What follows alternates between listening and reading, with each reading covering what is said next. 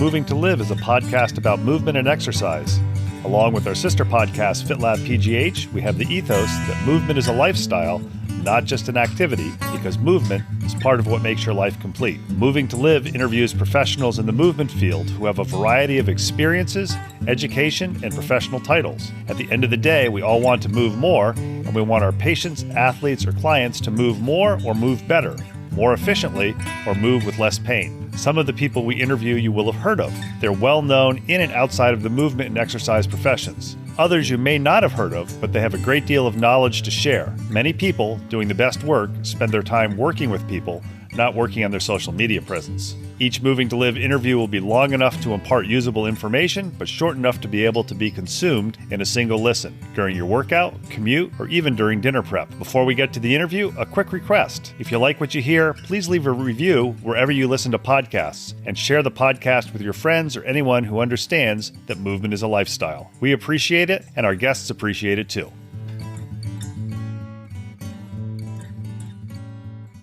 As you heard in the intro, we are Moving to Live. We really promote the ethos that movement is a lifestyle, not just an activity. And if you've listened to our past episodes, you know that we really like to go across the spectrum and break down knowledge silos in not a negative way. I think today's guest is way outside our knowledge area and knowledge silo. And like a number of guests that we get for Moving to Live in FitLab Pittsburgh, we come across them on social media, and then I start to stalk them. Although in this case, it wasn't much of a stalk. It was one email and an absolutely. I first became aware of Connor Moriarty and Reset Outdoors over in Eastern Pennsylvania from posts that they were making on Instagram with outdoor pictures. And as you know, from FitLab Pittsburgh and Moving to Live and our outdoor pictures, we're the same way. Looked at what he was doing, and I realized, especially in the middle of COVID, especially when you look at athletes with sexual harassment and racism and things like that, having somebody who was actually educated and familiar with what these things are and how to identify them so that people don't really drop down the rabbit hole or make comments that they don't mean to make and then get censored for reasons that aren't necessary. I thought it'd be good to have somebody who knows way more than we know and maybe educate our listeners. So Connor, we've been chatting for probably 35 minutes before we started recording. Thanks again for agreeing to be on Moving to Live. Ben, it's a pleasure. Thank you very much for not having to work so hard to send me an email and hook me into this. This is great. I'm thrilled to be here. My favorite question I always ask for Moving to Live is your elevator spiel. It's COVID now, so it's not going to happen. But after it's over, you get stuck in an elevator, you're wearing your Reset Outdoors shirt, and somebody says, well, Connor, what do you do? What is Reset Outdoors?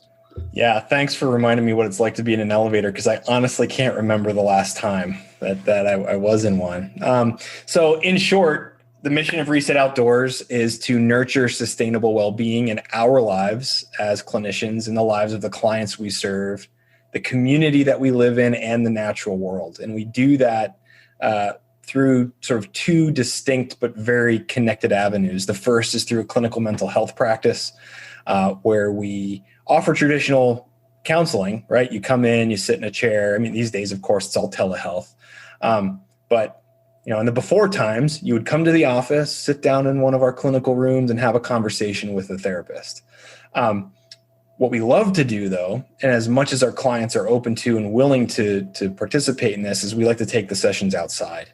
If that's just a stroll through the neighborhood, great. But even better is if we can find a green space, publicly accessible green space that's near to their home or their office.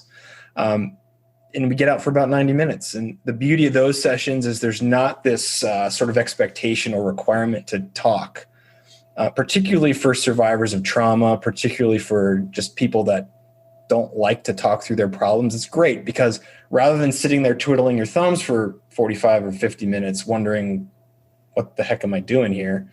You're going to get two additional benefits, which is gentle exercise, which we know is, surprise here, newsflash, physical movement is very good for our mental health, right? Our mental and emotional health are directly linked to being able to move our bodies around and get some blood flow and muscle movement and respiration. So you get some gentle exercise. And the second thing that you get is time spent outside, which there is a growing mountain of research that proves just how powerfully impactful simply getting outside into natural light, and even better around trees and moving water. It's good medicine for us, documented to have all kinds of physiological, psychological, social benefits. And we had the good fortune a couple of weeks ago to interview Dr. Susan Bartlett Hackenmiller of forest bathing. I am a fan of Dr. Susie's from afar. We have not met. We share some mutual connections and friends, but I'm a big fan of her work, and just everything I've heard and read that she has produced is she's doing great work. So of course I listened to her episode before hopping on here today, and I'm thrilled that you got to speak to her. I know one of the things with Moving2Live, we like to find out, how do people get to where they are? So clearly, if anybody goes to Reset Outdoors and looks at the various things that you've done, you can tell you're an outdoor person.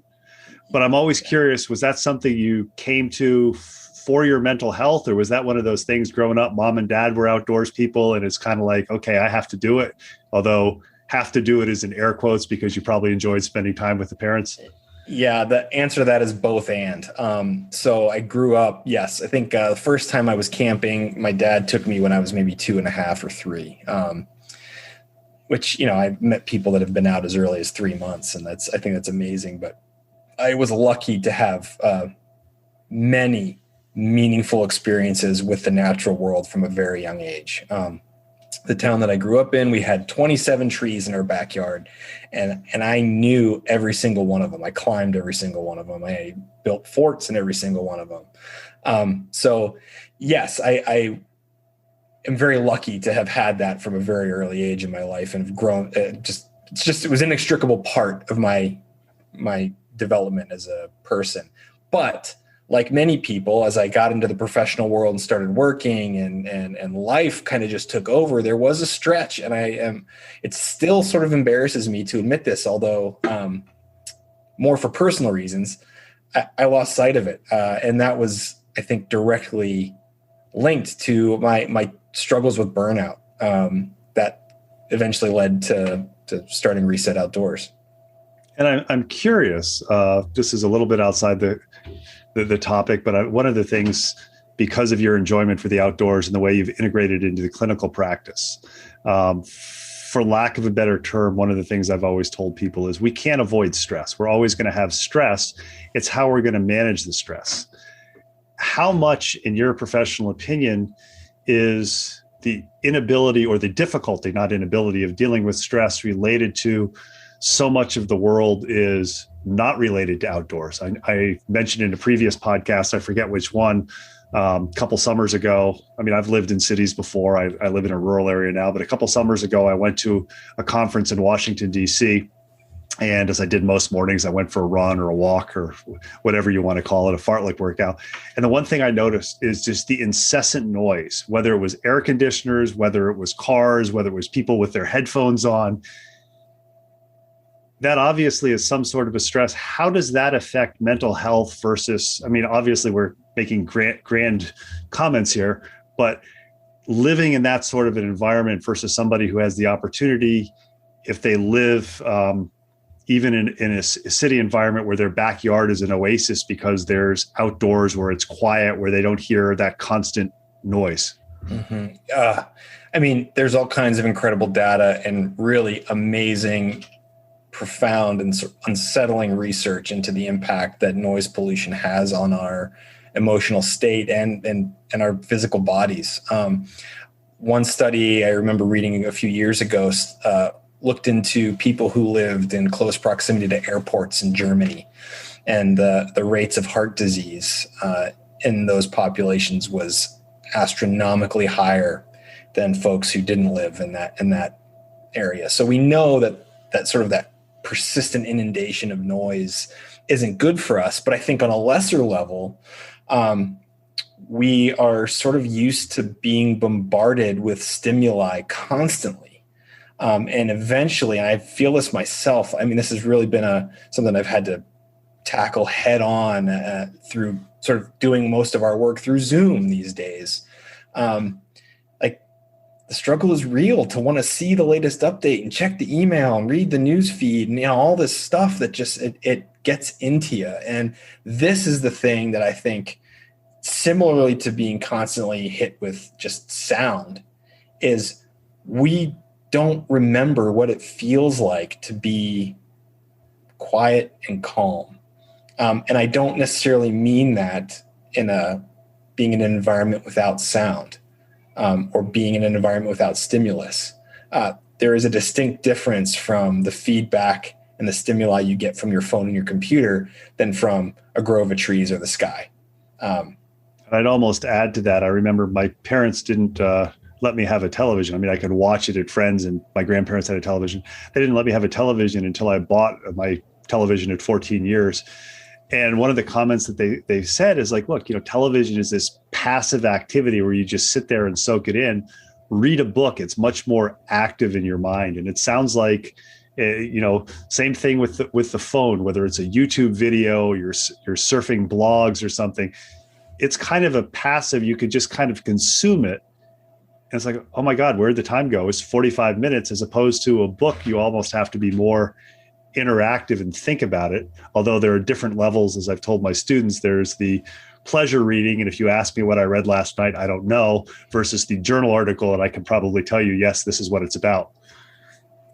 I think ultimately what it comes down to, and this is another thing that we believe very strongly, is that what works for you, what works for me, isn't necessarily going to work for other people in our lives in the same way. And so it comes down to kind of an intent, like what do you want to get out of the experience, which frankly, who takes the time to think about that before you engage in an activity, right? I mean, we do this for a living. We do this all the time. And I still catch myself fairly regularly needing to make sure that I think for just a nanosecond about what I'm hoping will come from this, or what I want to put into this. But the other part of it is just general awareness, and specifically awareness of the environment around us, and then what's happening in our bodies. These are things that we take for granted, we lose sight of when we're focused on. I'm not saying the technology is really totally the boogeyman in the room here, but it surely isn't helping. And the data that we're seeing and rates of anxiety and depression going up, and even suicidality, bear that out.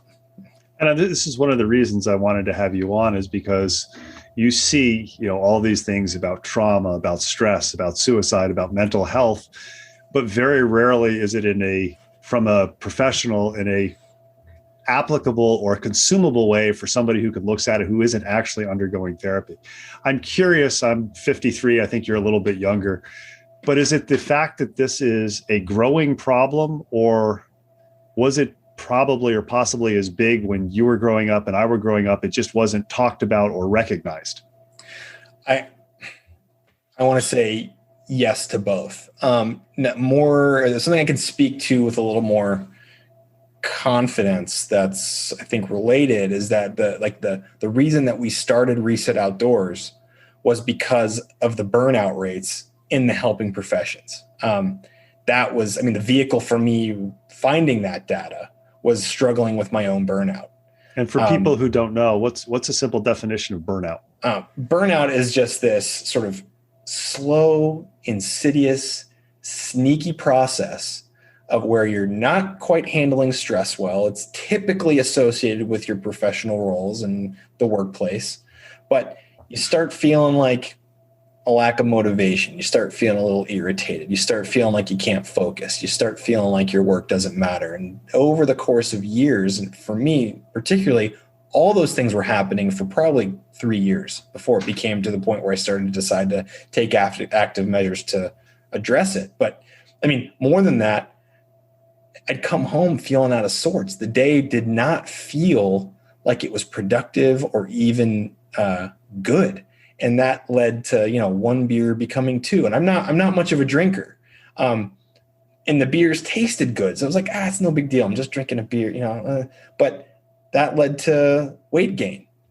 And the weight gain led to kind of just a lack of wanting to partake in physical activities I had loved for a long time. And that led to the things that used to bring me joy and satisfaction not bringing me so much joy and satisfaction. And it just is this cycle where ultimately you don't know what you're doing with your life. You need to get the hell out of work and find something else to do. And for people that do work that is directly linked to other people, and especially other people that are suffering, it means that really good, competent, open-hearted, smart professionals leave fields that desperately need them doing important work for their communities.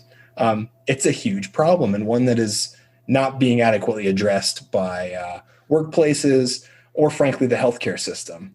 And this is why we focus on the opposite end of the healthcare spectrum. Now, we're direct providers on one end of our business. The other end is trying to work with individuals to inspire them to take active steps that are sort of referred to as self-care, right? The things that we can do on our own without the help of a professional that boosts our health and well-being very tangibly and measurably. I'm curious, how much was recognizing burnout in yourself professionally and figuring out strategies to reduce it? Or I would imagine there are certain times in various professions that you're going to have a temporary period of burnout, and you may recognize that. But how much was that addressed in your education so that you were able to recognize it? Or was it something you kind of had to pick up in the field? It's like, oh, this is not normal. And then, oh, this is not normal. Something's going on. And as you did more research, it's like, oh, okay, this is what burnout is. Yeah.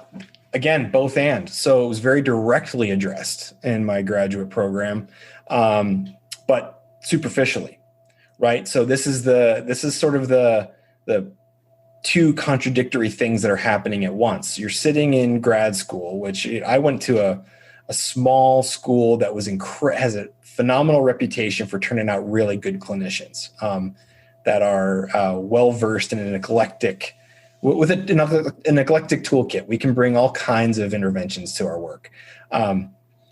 And that comes with a ton of pressure. We had a lot of work to do. So we'd sit in class and, we'd get the sort of, you got to pay attention to yourself. You got to take care of yourself. You got to make sure you're exercising, eating good food, getting plenty of sleep. Oh, and also your papers are due tomorrow, right? So that translates directly to the professional world when we stepped out. So we knew, of course, like you take it for granted. Like, of course I need to take care of myself. Of course I'll do it tomorrow, right? Or there's just not time. I have this caseload that keeps growing of people that I sincerely care about and want to help. I will handle myself after I get this, stable.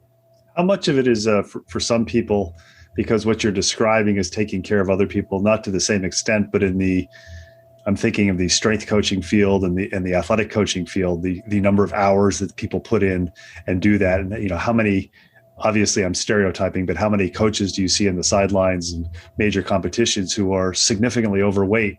How much of that is the impression of, I have to take care of my patients, I have to take care of my clients because they're relying on me and I'm important, versus you just kind of lose it and say, okay, I'll take care of myself later? I don't know.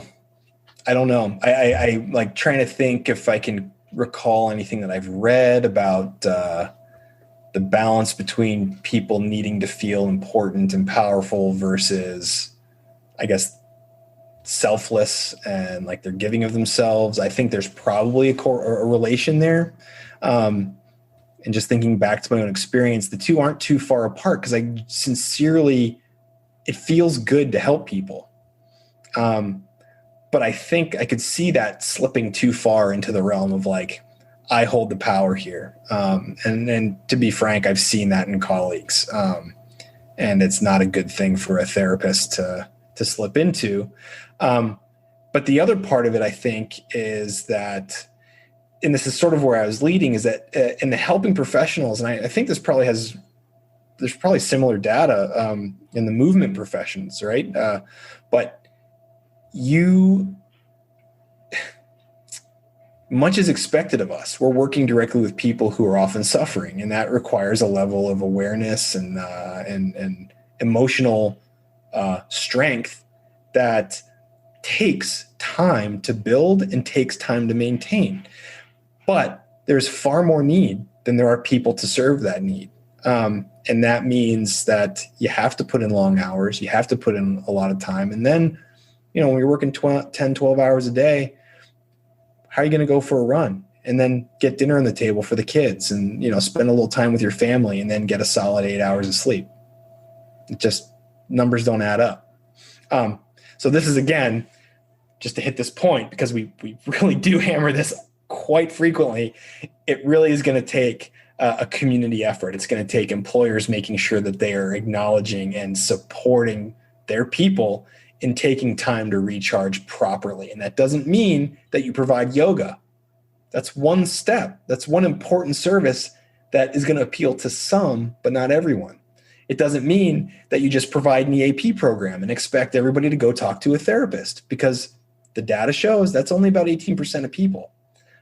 So, you got to give people some autonomy and some freedom and some time to figure out what works for them, and then support them as they practice those skills and start to build confidence in the impact that has in their lives. I'm reminded of I don't think it was made as a trite comment, but one of my doctoral committee members who I used to run with, one of the comments he made to me once, just in passing, was, the sooner you recognize that you're never going to get everything checked off your to-do list, the happier you're going to be. And I was still at the age, it's like, yeah, that's not true. And I would honestly say I was probably 46 or 47 before I started to take that to heart and realize it, and realize that the various to-do lists or whatever the app is that you use is never completely checked off.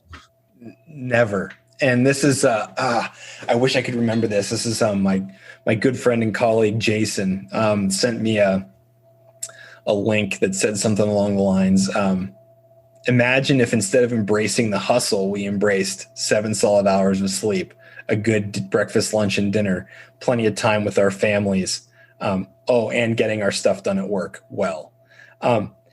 Balance is truly the key in this. And we know that people that have time to spend with their families, have time to exercise and eat good food, have access to healthcare, are significantly more productive on the job.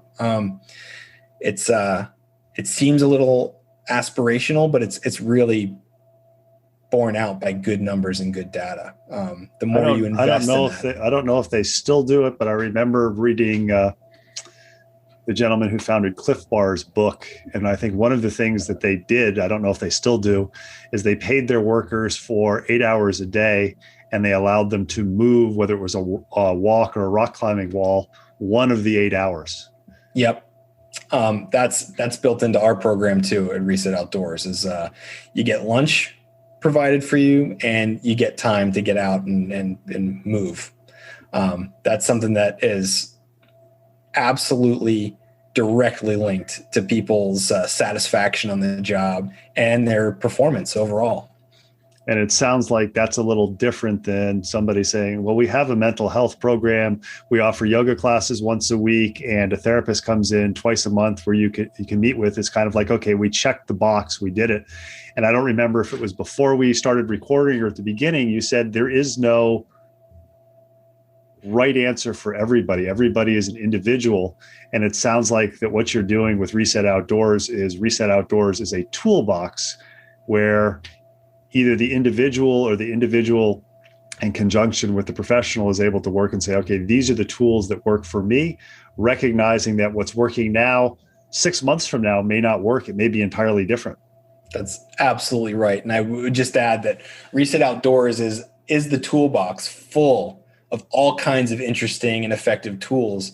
And more than that, it's incredible people holding the toolbox who know how to use each one and know how to have conversations and build relationships to figure out that maybe these are the ones that will work, and then work with you to figure it out. And if they don't work, okay, we got more. And if they're not in the box, we're going to help you find something that does work. That's the trick of it. That's the art of it. And it is a lot more labor intensive than I think most people recognize, but it is so satisfying to see people connect with the things that really help them feel resilient and healthy and powerful. I know the people in my field that I've found most beneficial and that I've had the most respect for are the ones who are willing to share with you whatever they do. You know, there are these groups of people. It's like, well, I'm not going to give you my training program because then you'll take over my job. And I could see in the mental health fields, people saying, well, I'm not going to tell you what the I don't mean this in a derogatory way, but air quotes, my tricks of the trade are where I get such good results with my clients, because then you'll steal my clients. So I'm kind of curious, are there other businesses or other counseling, if I'm using the right term, organizations who are doing this outdoor type of activity in conjunction or as one tool in the toolbox, or are you one of the first? Yes, there are more and increasingly more who are doing this, and it thrills us because it is overdue and it is so necessary. We are definitely in the camp of thinking that the more the merrier in this particular movement. It is really something that we hope catches. And, again, we're seeing more references to just how beneficial the outdoors are in like popular media and all kinds of outlets. It's being something that's talked about and recognized. And I can say that the way we're seeing it is we get into rooms and talk to CEOs and VPs all the time, and they know it. They know the data. It's not something we have to convince them on anymore. And that's a great sign. The thing is, these tools are, we didn't build these tools. We didn't create them. This is simply doing things that we think are what people have been doing for a long time. And it wasn't until fairly recently that we lost our connection with these things. And what the pandemic has really pointed out is, people are getting out and being physically active, and that's good. And people are increasingly enjoying the outdoors, which is wonderful. But the thing that's missing is authentic human connection. That's something that Ben, I love looking at you across the screen here, and it's great to be talking to you, but I would much rather be sitting across a table, or even better, walking through the woods with you in person. That would be so much better. And so that's why we try to have at least authentic human connection, a little bit of physical movement and gentle exercise, and the great outdoors as a part of every program we offer. And I know in the movement field, you can look and you can see athletes that talk about mental health problems that they've had or incidents that they've had that cause trauma. And one of the things that I found difficult as a professional who's just curious is, what are all these things? And, you can look up the clinical definitions in a psych book, or you can find journal articles that are in your field. But sometimes, especially for people who maybe aren't in the profession who are listening, it's much more helpful to have somebody who's a professional who gets that it's not just, well, you come in 3 times a week, or you come in once a month and talk to somebody for 45 minutes. So I guess one of the first questions, the initial question to start out with is, somebody might want to know, it's like, why does somebody need to go to a therapist, or how does somebody know that they need to go to a therapist? Yeah, that's an awesome question. And your listeners, including you, Ben, are probably going to roll your eyes and say it's case by case, right? Like this is it depends on the person. But here are the general things that we describe. The first is, if something in your life or things in your life are consistently getting in the way of you living the life you want to live. The jargon we use is that becomes something that is clinically significant. If it is keeping you from living the life you want to live, it's important to look at it a little more deeply. And the way we'll make sure, as you said, it's on a case-by-case basis. I know when I interview a physical therapist, we say, this talk is for educational purposes only. It is not intended to be taken. That's right. No, exactly. So this is a handy question that people can start asking themselves to see if maybe some more attention is needed, or possibly the help of a professional. But if there are these patterns that you're noticing that don't feel like they should be a part of you, and you kind of described that with when you going home and drinking 1 or 2 beers, gaining a little bit weight. And I would think, if from my field, it turns into a vicious circle. You don't move as much. You hit the nail on the head. Now take that and open it up, and then fit your own story pieces into there and see if that same cycle appears, right? Think of it as being a rut that you've been stuck in, or more than that, like a series of really intense emotional experiences that derail your whole day, all the way on up to not being able to get out of bed or living paralyzed by fear. Those are just a couple small examples that I think can give people an emotional sort of spectrum to see where they lie on. Now, the next step beyond that is if they should see a therapist. And the way I answer that is if you have tried things, healthy things, right, and they're not working, sometimes it's a good idea to get somebody else who's not attached to your life to kind of size up the situation. If you're like, to think of it this way, if I have a cut on my finger, I do a lot of crazy stuff in the outdoors. I also like to make things. I'm always cutting myself. If I get a cut in my finger, that in a couple weeks is still incredibly sore, not healing, and maybe even worse, like smelling kind of funny or looking gross, it's probably time to go to call in a pro. Your immune system might be compromised. You might need a little help from some, topical antibiotics and the advice of a physician to help that heal properly before it gets worse. It's a similar process for anything going on in your mental and emotional space. If it's just not healing right, or if it's getting worse, despite trying things that you know or you think will work, it's not a bad idea to get a third party in to scope things out and maybe give you some advice. And how much is it and I may not be using the correct terminology because, as I make no bones, this is outside my area of expertise, but how much is it of a buildup of, for lack of a better term, stressors? I'm thinking, if you're a athlete, you're training hard for an event, and suddenly, your son or daughter is going through puberty, which will be a stressful time, and your wife gets sick and your boss wants you to take on additional responsibilities. How much of it is all these things building up to do it, as far as it's not one thing, but it's kind of like whatever it is, there's something. It's like, okay, this combined with all those other things. Yeah. Pushes me over the edge. Not meaning for that to be a negative. I understand. No, you're describing it very well. I think that this is to continue with the medical analogy here. Your body has a very well developed immune system, right? Like it can fight most things out of it. Your emotions, your thoughts, similarly have this incredible ability to keep themselves healthy. And you need some very basic, very consistent things to have your emotional immune system function as well as your physical immune system. And they're very similar to what impacts your physical immune system. It's plenty of sleep. It's good, healthy food. It's lots of water and hydration and gentle exercise and feelings of connectedness and belonging. If you have those things, more or less, right? Of course, they all balance out and they shift depending on what's going on in your life and your circumstances. But if you have most of those things, you're going to be able to handle those stressors. But if those things start to slip, and what often happens as stressors increase, we stop focusing on maintaining those very basic necessary ingredients. And then that's when things tumble over into that vicious cycle you're talking about earlier.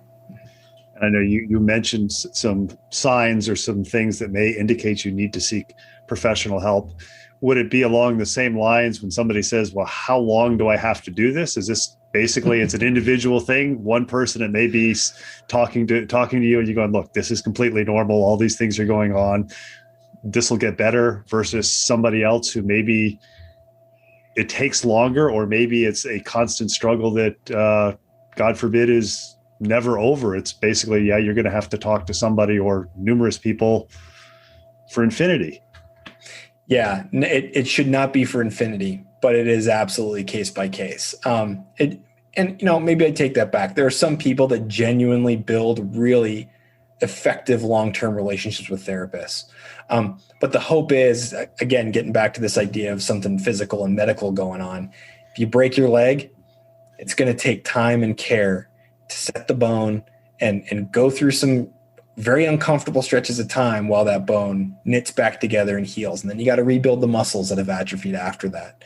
And depending on the level and degree of the injury, and depending on the person's health and well-being, that time of healing can be very different. It could, I have a young toddler. If he felt, I don't want this to happen. If he broke his arm today, he'd probably be okay in 2 months. If I broke my arm today, it would probably take me 4 months, right? Just again, as an analogy. So contrary to popular belief, This is a process and an ongoing process. And the goal of any good clinician is to get someone back to the point where their leg is able to bear a little bit of weight and they know the exercises they have to do to rebuild that muscle and encourage good long-term sustainable healing, and then send you on your way. And if you got to come back and get a checkup every now and again, cool, we're here. And that brings up a great point. I mean, I know one of the things in the medical world, in the physical therapy and personal training, one of the things is, people who maybe don't have injuries or people who don't see a personal trainer. I mean, even I have somebody that I see periodically to say, am I doing this right? Can you give me cues? Is that something that for some people, after they have not solved the problem, but moved to a better place, is that something that it's a good idea periodically? Hey, every year or so I want to check in, or is it more along the lines of this is a case by case basis? Unfortunately, Ben, it is absolutely a case by case basis. And for some people, semi-regular check-ins are wonderful. And for others, they never look back. And that's okay too. And I think this brings us back to the point that we sort of touched on in the opening, which is it's not a one-size-fits-all approach. Do not think that just because somebody tells you that this is what you need to do, that's actually what you need to do. You have to do the work to build the awareness of your own needs.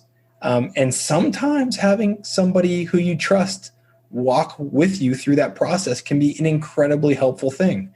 But for some folks, and this is another aspect of this, for some folks, all you have to do is be reminded of the things that you need and start focusing on them a little bit.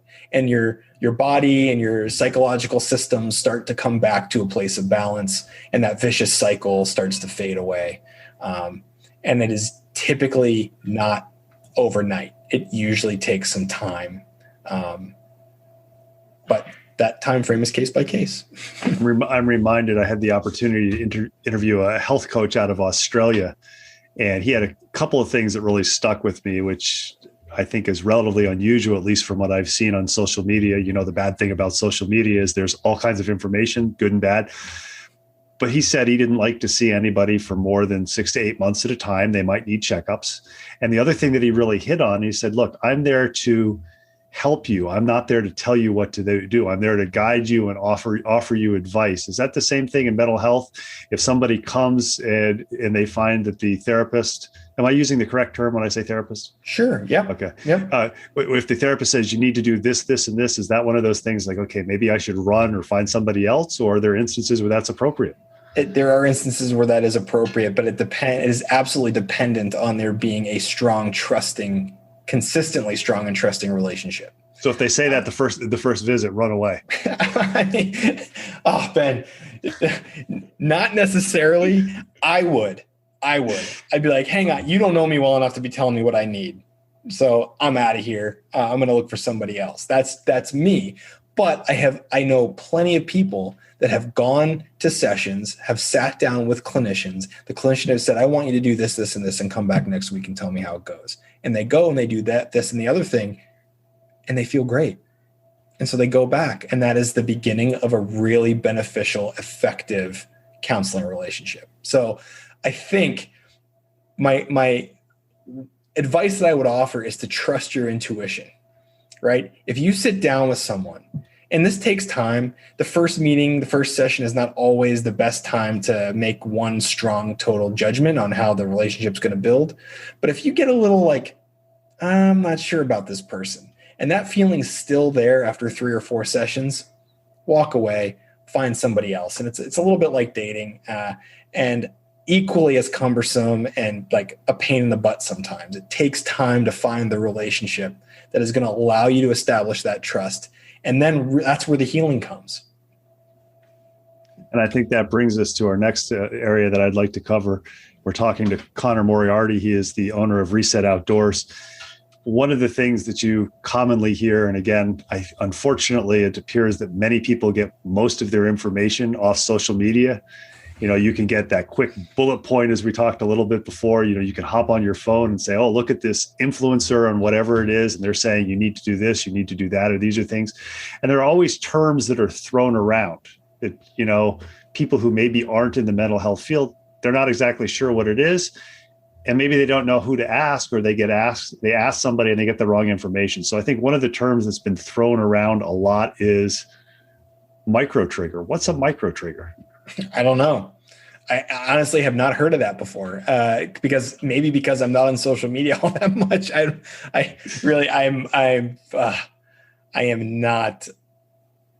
I'm a reluctant user of social media platforms. I tell people for my social media, what you'll see is professional articles reposted, stuff from my podcast, and pictures of my dogs.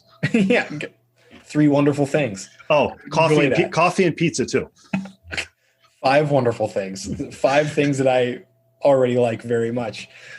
Yeah, I mean, I can sort of assume what a micro trigger is, and I guess I can get the idea that it's something that sort of disrupts your thought flow and makes you feel probably not a very good way on a very tiny level. I mean, that's hours of deduction at work there. I mean, I'm asking that because you commonly read about people in some college classrooms or high school classrooms where, they can't read certain books, or they have to say, we can't, if we're going to read this book, you need to be aware that there are instances of, just for example, rape. And if you have been raped in the past, or you feel uncomfortable, you don't have to read this book.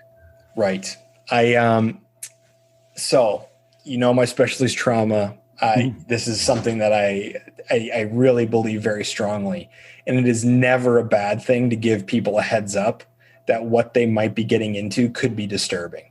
I think that's a kindness for people in the room who maybe aren't disclosing a trauma history, who you look at and maybe don't know that something absolutely terrible has happened in their lives and that they are healing and before from. We go farther, if you could define what trauma is so people who are listening understand. Yeah, I mean, more or less the primary experience that leads to what we call a diagnosable trauma is anything that leads to a sense of helplessness, horror, and fear, where you or someone you know or not know have their life or their bodily well-being in harm's way.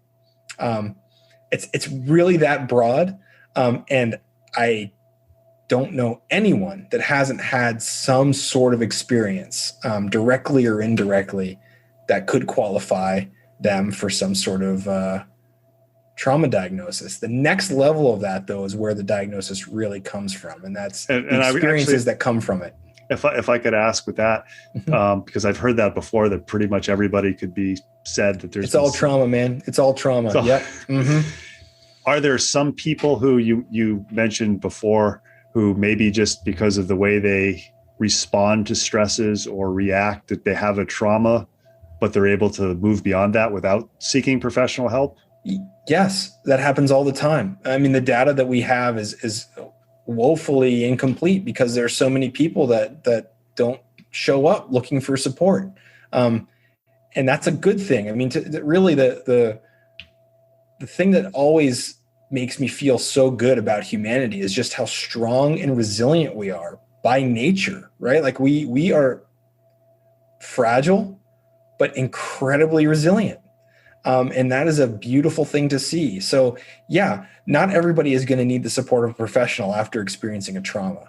And most people. Oops, I'm sorry. No, and then go ahead. For somebody who does seek help from a professional, is this something, and again, if my terminology is wrong, correct me, is this something they can recover or adapt from, or is this something that they will constantly struggle with for the remainder of their life? And finally, as a follow-up, is this one of those things? It depends. It's an individual basis. I'm sorry, Ben. No, I like that. Sorry, it's so unsatisfying, but yes, it depends. And the answer is yes, people heal. Yes, simply time on its own will make that pain feel less. But in some instances, again, if we're looking back, if we think of trauma as an injury, which really it is, and there's a movement to change the terminology of post-traumatic stress disorder to post-traumatic stress injury. And I am in full support of that language shift because it is very much akin to breaking your femur or some other major bone in your body. You might walk with a limp for the rest of your life. You might not be totally free of pain. But with help and support and assuming that all the other factors that we talked about earlier, your health and well-being, your diet, your sleep, personal relationships that are supportive, if all those things are where they need to be, then you're going to move forward. You're going to be able to live a fulfilling, satisfying, wonderful life. Ideally, being able to look back and see that traumatic experience as something that gave you something that you have turned into good. That's called post-traumatic growth. It's not wishing that you had the experience. It's not wanting that trauma. It's not hoping that you experience one. It's taking what you've got and turning it into something that fuels you and helps you become a better, stronger, smarter person. One of the things that I do with this podcast is I get to pick people's brains, and I'm hearing you say this, which is a clearer answer than I've ever gotten from being able to read on social media, go figure. But I had I think I could say the good fortune of having a Labrador that it'll be 2 years coming up in April that I lost. And when she was 4 years old, she developed idiopathic epilepsy with numerous seizures, et cetera, et cetera. Sleep quality sucked. Yeah. Would that be something that would be classified as a trauma? Absolutely. Absolutely. And the reason being that this is, I mean, pets are members of our family, right? Like they become a part of our family. We love them very much. And seeing her go through that for you must have been absolutely terrible and horrifying and made you feel very helpless. Right. So, yes, I would absolutely, if you came into my office and explained that, I would say, yep, you have met criterion A. Let's move on to B and see where we go. And if this is actually qualifies you for a diagnosis, at the very least, it's a traumatic stressor. And I know one of the things along those times, it was in the middle of doing podcasting, is talking to a sleep researcher and figuring out ways to improve my sleep. And one of the things, like I remember saying this, is like, I know my sleep is going to suck until she dies, because every time she turns over, I wake up and go, oh my God, Emma's having a seizure. Yeah. And it was one of those things, like I would accept that. And it's been almost 2 years. And even though I've got another dog, not replaced her, but if you said, if she was still around and my sleep was still disrupted and I was probably 10 pounds heavier, I'd take it in a minute. So can trauma, even though it has these negative connotations, could it be a kind of negative, positive thing? Always. Not always. Not all. Yeah. Yes. Not always, but yes. Case by case basis. Well, yeah. And to use your example of Emma, I think the fact that you cared so much is why you paid such close attention. And when you think about some of the symptoms of trauma, such as hypervigilance, that is born out of a need to keep ourselves safe and our loved ones safe. So you're really getting to the core of this, which is it's a natural response that runs a little bit amok for a little bit too long, right? It extends past the time when it's useful in our lives. And are you sleeping better now? Probably about an hour and a half more a night. I mean, yeah, that's better. It was significantly better. I mean, okay. You know, and I mean, one of the things, I started using the Oura Ring, and I started, tracking my sleep and tracking my screen time and things like that. But I also knew, I remember thinking, it's like, I know it's never going to be really good as long as I have this dog that at any point in time, and it seemed like she always had seizures at, 11 or 12 o'clock at night. But switching gears a little bit, or although on the same topic, because, for lack of a better term, for me, I look at that as a positive trauma, because the positives of having her far outweighed the negative effect of the disrupted sleep. But obviously there are traumas, and, your specialty, which I would imagine there aren't positives. Yes. And I'm curious, when talking about trauma, and it seems to be, I don't know if more people are being aware of it or more people are feeling comfortable talking about it, because there always is the tendency for people to want to overshare on social media. Who is equipped to help somebody, for lack of a better term, deal with trauma or come to grips with trauma, or work to move so they don't have so much of a fight or flight response when they get a stimulus? Obviously somebody like you, but you see all of these fitness areas saying, well, I've had trauma yoga training, and what is that? I know you've got a level of training in yoga that involves that. If you could just talk a little bit about your experience, your expertise, I think it would be interesting both to me and the listeners. Yeah, excellent question. I think there are two questions in there. The first is, who do you turn to, or who can you rely on? And then how can you tell if someone is qualified or not qualified? And guess what? It depends. Oh man, that's what the title of the show should be. It depends. But no, the first question is one that I feel very strongly about. And that is before we had an official name for traumatic experiences, before we even named the injury or the psychological impact formally, before there were professionals that handled this type of stuff, who did we turn to? And the answer is the people that we know care about us. I'm lucky that I live in my house with a family. I know that those people care about me. Not everybody has that. Friends, coworkers, barbers, in some cases, and I'm saying this with a big asterisk, bold circled, bartenders, pub owners, right? These are places where you connect with other people. The point is, and this is the most insidious feature of trauma, is trauma shatters the way we see ourselves in the world. And the key to healing that is often connecting safely with other people again.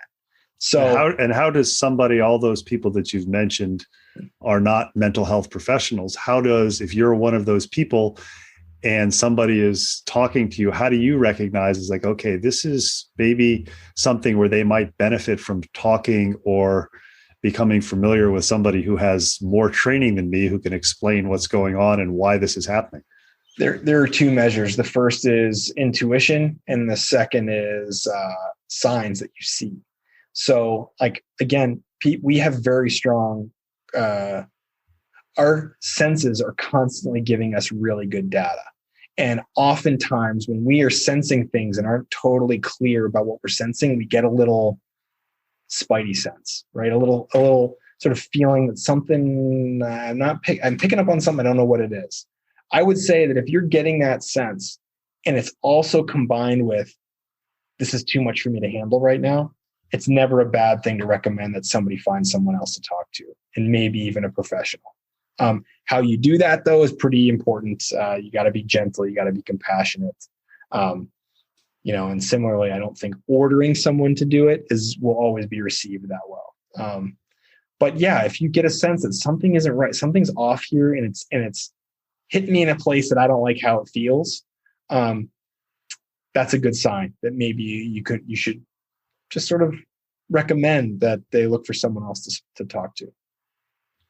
And I know we were chatting a little bit before we started recording, and you mentioned one of the things that sometimes is seen as in the fitness field is for people who are or have experienced trauma, going to various types of fitness facilities I don't think recreate the trauma, but it can cause a response. Re-traumatization. Absolutely. So, I mean, one of the things I can tell you that for the most part in that sort of training, that's not in the training on how to deal with people who have experienced trauma, how to find out. It's like, okay, so if you could talk a little bit about that. I mean, I know it's outside of your field, but it's in your field as far as I think anybody can learn how to recognize so they don't maybe step in the doo-doo accidentally because they don't know what they're doing.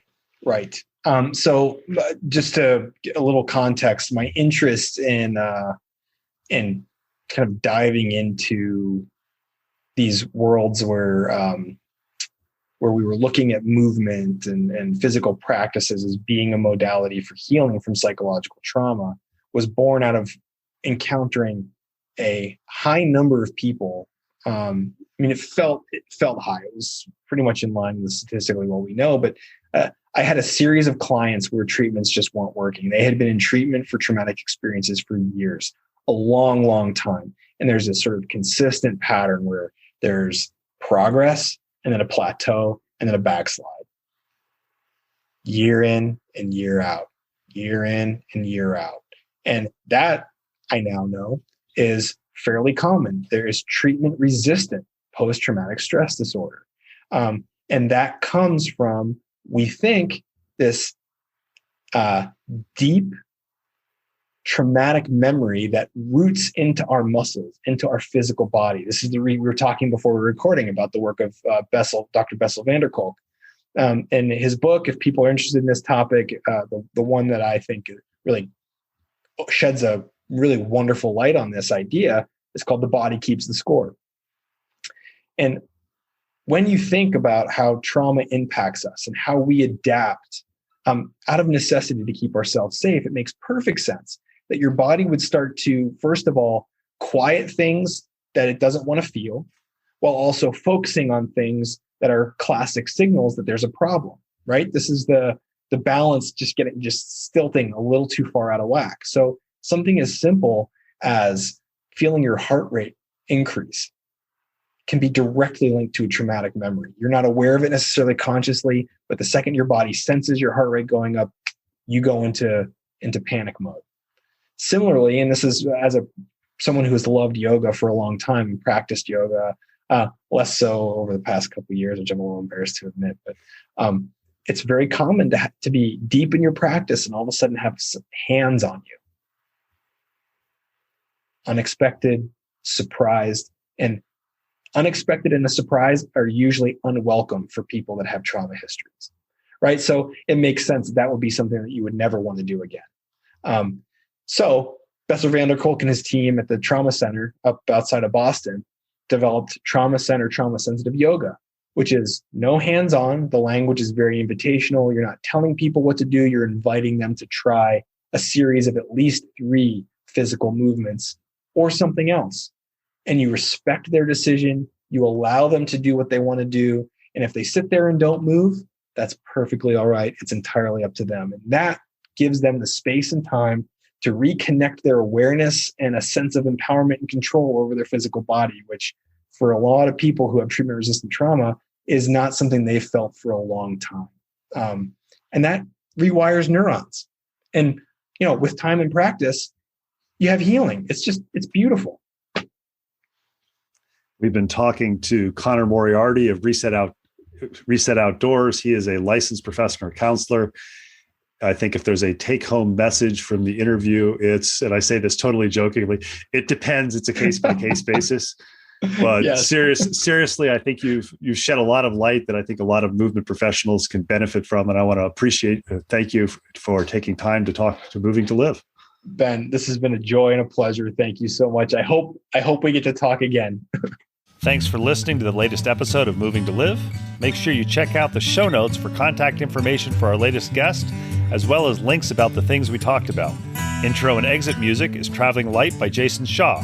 You can subscribe to Moving to Live wherever you find podcasts or on our website, www.moving2live.com. Please tell your friends about Moving to Live and check out our sister podcast, FitLab PGH, FITLABPGH.com, which focuses on people, businesses, events, and activities in the Pittsburgh, Pennsylvania area that make movement a priority, because movement is a lifestyle, not just an activity. Until next time, keep on moving.